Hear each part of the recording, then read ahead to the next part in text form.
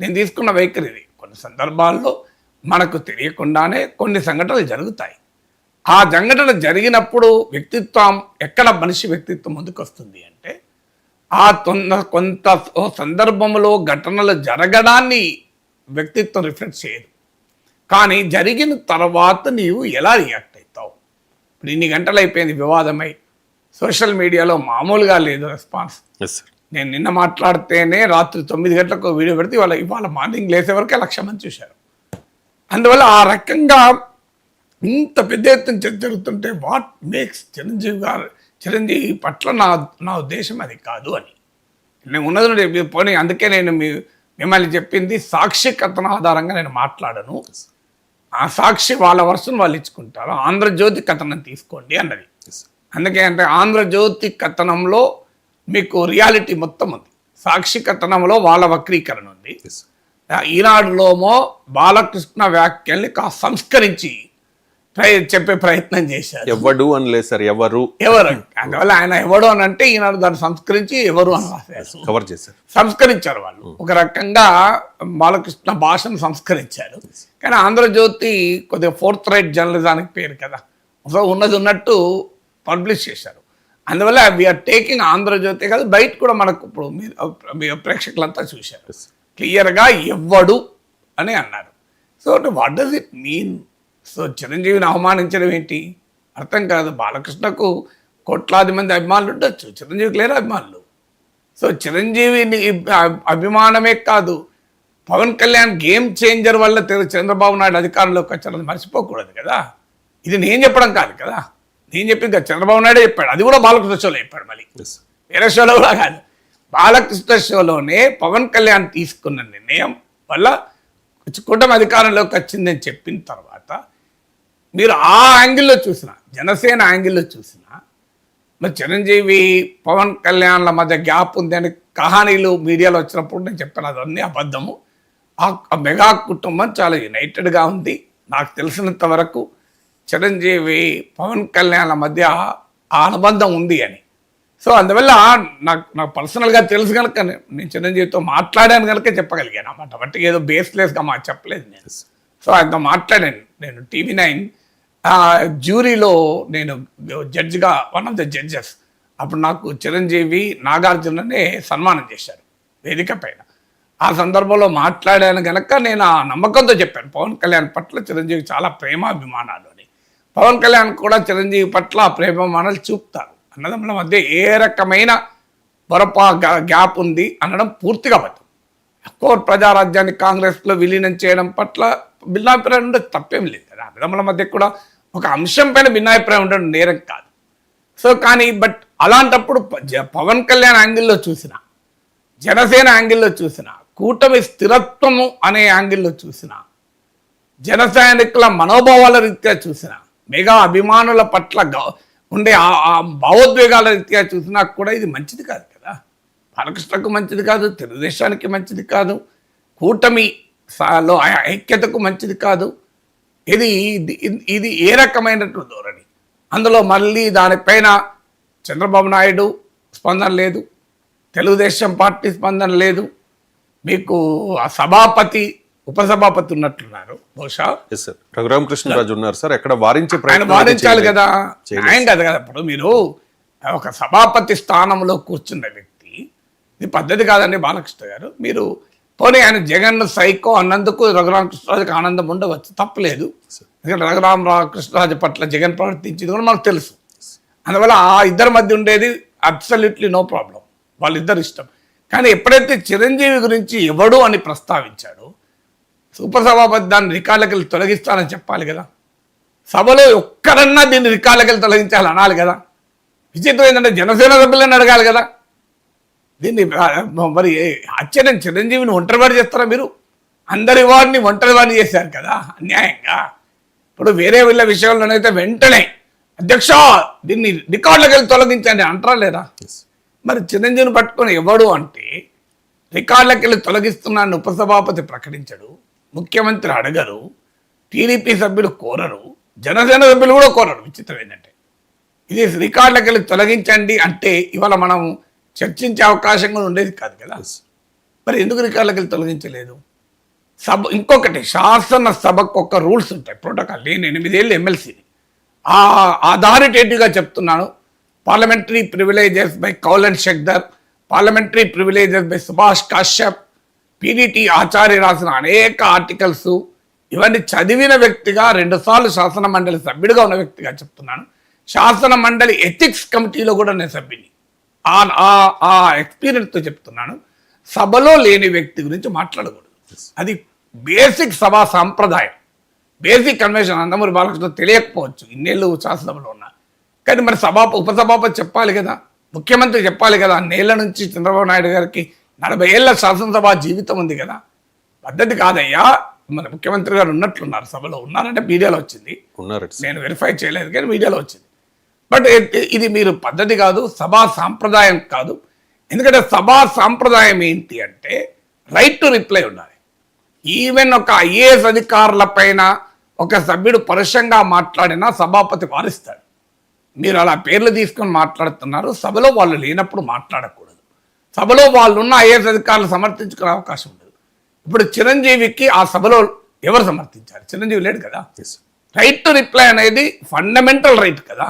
ఇప్పుడు నా పైన మీరు విమర్శ చేసినప్పుడు నాకు సమాధానం చెప్పుకునే అవకాశం ఉండాలి.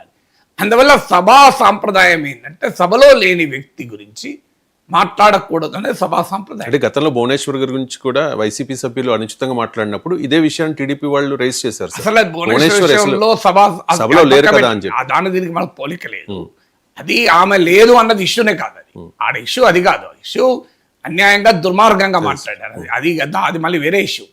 అది ఆ సభలో ఉన్నారా లేరా అన్నది ఇష్యూ కాదు. సభలో ఉన్నా మాట్లాడద్దు, లేకుండా మాట్లాడదు. అట్లాంటి భాష సభలో ఉంటే కూడా మాట్లాడచ్చు. అట్లాంటి దుర్మార్గమైన ఆ నీచమైన మాట దయచేసి దాన్ని దీంట్లో తీసుకురాకండి. కానీ ఫండమెంటల్ క్వశ్చన్ ఏంటంటే సభలో చిరంజీవి లేనప్పుడు, ఆయనకు అప్పుడు ఏం జరిగిందో చెప్పుకునే అవకాశమే లేనప్పుడు సభలో అది మాట్లాడడం సభా సాంప్రదాయం కాదు. ఇప్పుడు చిరంజీవి పత్రికా ప్రకటన ఇవ్వాల్సి వచ్చింది కదా. ఎందుకు ఇవ్వాల్సి వచ్చింది? అందులో ఆయన ఎక్కడా శశభిష లేకుండా సూటిగా మొహమాట లేకుండా మాట్లాడి ఇచ్చాడు. చాలా క్లియర్గా ఇచ్చాడు. నందమూరి బాలకృష్ణ ఏమన్నాడని కూడా చెప్తూ ఇచ్చాడు. సో ఎంత హర్ట్ అయితే అలాంటి స్టేట్మెంట్ చిరంజీవి నుంచి వస్తుంది. సహజంగా చిరంజీవి శైలి స్వభావం అందరికీ తెలుసు. జనరల్గా ఆయన మృదు స్వభావం కనుకనే రాజకీయాల్లో రాణించలేకపోయాడు.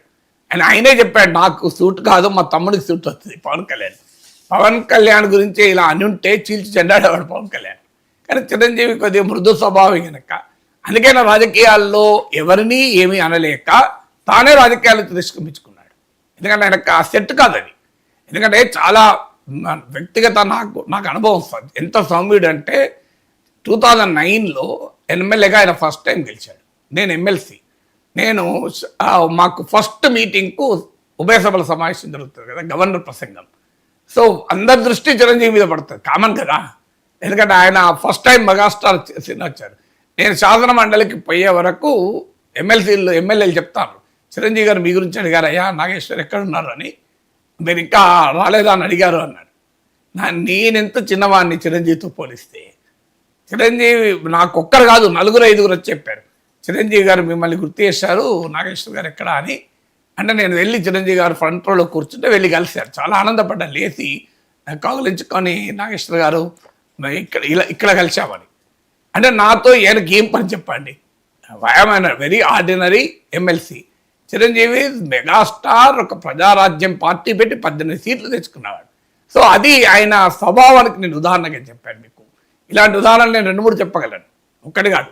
సో అందువల్ల సహజంగానే ఆయన చాలా మృదు స్వభావం. నేను ఏదో మీడియాలో చూసి పత్రికలో చదివి చెప్పడం లేదు, వ్యక్తిగత అనుభవంతో చెప్తున్నాను. అలా ఎవరిని అవమానించిన, మీరు ఎప్పుడన్నా బాలకృష్ణలాగా మాట్లాడిన చరిత్ర చిరంజీవికి ఉందా? మీరు చూడండి, ఒక్క సందర్భంలో అయినా చూడండి. ఎప్పుడన్నా ఏ మనిషి అయినా కొన్నిసార్లు పొరపడతాడు, కానీ పొరపాటు తర్వాత కూడా you should at least withdraw them అన్కండిషనల్గా, బేషరతుగా అపాలజీ చెప్పడం వల్లే తప్పేమి లేదు కదా. నాకు తెలిసినంతవరకు బాలకృష్ణ కన్నా వయసులో పెద్దవాడు, అవునా కదా, సినీ రంగంలో పెద్దవాడు, రాజకీయాల్లో పెద్దవాడు. మరి అది ఇంకా ప్రాబ్లం ఏంటి? వయసులో పెద్దవాళ్ళు, సినీ రంగంలో పెద్దవాళ్ళు, రాజకీయ రంగంలో పెద్దవాళ్ళు, రాజకీయ వ్యూహాత్మక రీత్యా చూసిన అవసరం ఇలా సోషల్ మీడియాలో చూడండి. చిరంజీవి అభిమానులు ఏకిపారేస్తున్నారు బాలకృష్ణను. ఏం తెలుగుదేశం అభిమానులకు ఏం చెప్పాలో తెలియని పరిస్థితి, డిఫెండ్ చేసుకోలేని పరిస్థితి. ఎందుకంటే అది తెలుగుదేశం అభిమానులు చిరంజీవి అభిమానులుగా మారితే రాష్ట్ర రాజకీయాలపైన ప్రభావం ఉంటుంది.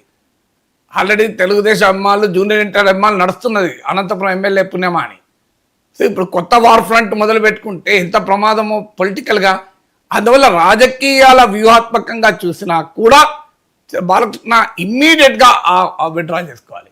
ఉపసభాపతి రఘునాథ్ దాన్ని రికార్డుల నుంచి తొలగించాలి. ముఖ్యమంత్రి సభానాయకుడిగా చంద్రబాబు నాయుడు పైన బాధ్యత ఉంటుంది. సభానాయకుడిగా తన పార్టీ ఎమ్మెల్యే మాట్లాడిన వివాదాస్పద వ్యాఖ్య కనుక, స్వయంగా తన బావమర్ది చేసిన వ్యాఖ్యలు కనుక, అధ్యక్ష ఇది పద్ధతి కాదు చిరంజీవి పట్ల అలా మాట్లాడడం. అందువల్ల దీన్ని మేము ఇది రికార్డులకి తొలగించండి అని ఆంధ్రప్రదేశ్ శాసనసభ చిరంజీవి పట్ల తమ సంపూర్ణ గౌరవాన్ని ప్రదర్శిస్తూ తీర్మానం కూడా చేయాలి. దేశ 2వ అత్యున్నత పురస్కారం పద్మవిభూషణ్ పొందినటువంటి నటుడు. మీకు చిరంజీవి గురించి ఈ మధ్య మీరు చూడండి, అమీర్ ఖాన్ మాట్లాడింది గూగుల్లో దొరుకుతుంది. అమీర్ ఖాన్ బాలీవుడ్లో టాప్ యాక్టర్ కదా, మీరు గూగుల్లో కొట్టండి వస్తుంది అమీర్ ఖాన్ అని చిరంజీవి అని. ఎంత గొప్పగా మాట్లాడాడు చూడండి. అసలు అమితాబ్ బచ్చన్ లాంటి వాళ్ళు గౌరవించే నటుడు కదా. ఏంటిది ఆమె ఏంటి, అసలు ఈ అభ్యంతరకరమైన వ్యాఖ్యలు ఏంటి, ఎవడు ఏంటి. అఫ్కోర్స్ మీకు జగన్ నచ్చకపోవచ్చు, అందుకే బాలకృష్ణ పోకపోవచ్చు. అయినా సినీ పరిశ్రమలో భాగంగా వెళ్లాల్సి ఉండేది బాలకృష్ణ కూడా. ఆయనను కూడా ఇంక్లూడ్ చేసడానికి చాలా ప్రయత్నాలు చేసినట్టు చిరంజీవి లేఖలో కూడా ఉంది, మీరు గమనించండి.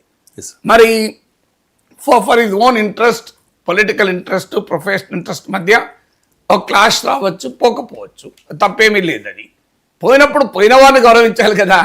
పోయినవారు కూడా ఎవరు మళ్ళీ మామూలు వ్యక్తులు కాదు. రాజమౌళి పేరవారు. సో రాజమౌళి ఎవరు మామూలు నటుడా? ప్రపంచ సినీ దిగ్గజాలు ప్రశంసించినటువంటి గొప్ప దర్శకుడు కదా. తెలుగువారి కీర్తిని ఆస్కార్ వేదికలో వినిపించినటువంటి గొప్ప దర్శకుడు కదా. జక్కన్నగా పిలుచుకుంటారు కదా, మామూలు కదా జక్కన్న అన్న పదం. అంటే తెలుగు సినిమాను శిల్పంగా మలిచారండి కదా జక్కన్న అంటే మీనింగు. మహేష్ బాబు కూడా వెళ్ళినట్టున్నారు కదా. మహేష్ బాబు మామూలు నటుడా? సో మీరు ఒక ఫిలిం ఫ్రెటర్నిటీనైనా బాలకృష్ణ గౌరవించాలి కదా. రాజకీయ ప్రత్యర్థులను గౌరవించాలని మనం కోరుకోము, గౌరవించాల్సిన అవసరం కూడా లేదు. ఎందుకంటే వైసీపీ వాళ్ళే బాలకృష్ణ గౌరవం ఇయ్యారు కనుక. కానీ మహేష్ బాబుని గౌరవించాలి, బాలకృష్ణను గౌరవించాలి, ప్రభాస్ను గౌరవించాలి. వీళ్ళే మామూలు నటులు కారు కదా. ఆర్ నారాయణమూర్తి వీళ్ళందరినీ రెస్పెక్టబుల్ పీపులే కదా. చిరంజీవి ఒక్కడే కాదు కదా. మీరు మొత్తం ఆ ఎపిసోడ్లో మీరు అందరినీ అవమానిస్తున్నారు కదా. అంటే జగన్ ముందట వీళ్ళంతా సాగిలపడినట్లు, జగన్ ముందట వీళ్ళంతా తలవంచినట్లు. ఏందా భాష అది? జగన్ ముందట వీళ్ళంతా సాగిలపడే స్వభావమా? వాళ్ళకి ఏమవసరం చెప్పండి. రాజమౌళికి ఏమవసరం? సినిమా టికెట్లు పెరుగుతుంది, పెరగకపోతుంది. ఆయన బాహుబలి నడవదా? ఆయనకు ఇంటర్నేషనల్ ఫేమ్ ఉన్న డైరెక్టర్. ఆయన హాలీవుడ్లో సినిమాలు తీసుకొని కూడా సక్సెస్ కాగలడు. How it matters to Rajamouli నాకు చెప్పండి. ఓకే సినిమా టికెట్లు పెరగవు ఇక్కడ. రాజమౌళి అయిపోతుంది, అమెరికాకి వెళ్ళి కూడా హాలీవుడ్ సినిమాలు తీసి హాలీవుడ్ డైరెక్టర్లకు పాఠాలు చెప్పి రాగలడు. That is what Rajamouli is. So మీకు ప్రభాస్ మామూలు నటులు కాదు వీళ్ళందరూ, బాహుబలి. సో మీకు అలాంటి నటులను మీరు పట్టుకొని వాళ్ళు ఏదో జగన్ ముందు సాగిలపడినట్లు. జగన్ అహంకారం గురించి మీరు ఏమన్నా మాట్లాడండి, అభ్యంతరం లేదు. జగన్ అహంకారాన్ని దులిపేయండి. మీకు ఎంత బ్రహ్మాండంగా దులిపేసినా absolutely no problem. Jaganmohan Reddy చాలా సందర్భాల్లో ఆయన టీడీపీ పట్ల అలాగే ప్రవర్తించాడు. That is politics. But why are you insulting your own film fraternity? ఆ ఫిలిం ఫ్రెటర్నిటీని పట్టుకొని ఎట్లా పడితే అట్లా మాట్లాడితే అది ఏ రకంగా సంస్కారం అవుతుంది, ఏ రకంగా రాజకీయం అవుతుంది? నాకు నిజంగా అర్థం కూడా కాదు. దీనిపైన ఏంటి సభలో ఒక్కరూ మాట్లాడకపోవడం ఏంటి? శాసనసభ సాక్షిగా తెలుగునాట మహానటునికి అవమానం ఎవడు అని సంబోధిస్తే ఒక్కరంటే ఒక్కరు. ఈ భాషా ప్రయోగం మంచిది కాదు. మీరు ఏ ఉద్దేశంతో అన్నా మీరు చిరంజీవి పట్ల గౌరవం ఉందని మేము అనుకోము, కానీ పొరపాటునైనా ఆ మీనింగ్ రాకూడదు. లెటర్స్ డ్రాప్ ఇట్ అని అనొచ్చు కదా. ఏమవుతుంది? శాసనసభ హుందాతనం పెరుగుతుంది కదా. తెలుగువారి శాసనసభ కదా. తెలుగు మహానటుని అవమానించడం ఎందుకు? మీకేం అవసరం వచ్చింది చిరంజీవిని అవమానించడానికి? ఆయన మీకేమైనా ఇబ్బంది పెట్టాడా? ఆయన జగన్ కలవడమే మీకు కోపం అయితే ఆయన ఎందుకు కలిశాడు? ఆయన సినీ పరిశ్రమ సమస్యల విషయంలో ముఖ్యమంత్రి కలవతే ఎవరు కలుస్తారు? ఎవరు గెలుస్తారు చెప్పండి? మీ వ్యక్తిగత భేషజాల కొరకు లక్షలాది మంది, వేలాది మంది పనిచేసే సినీ పరిశ్రమ ప్రయోజనాలు తాగడం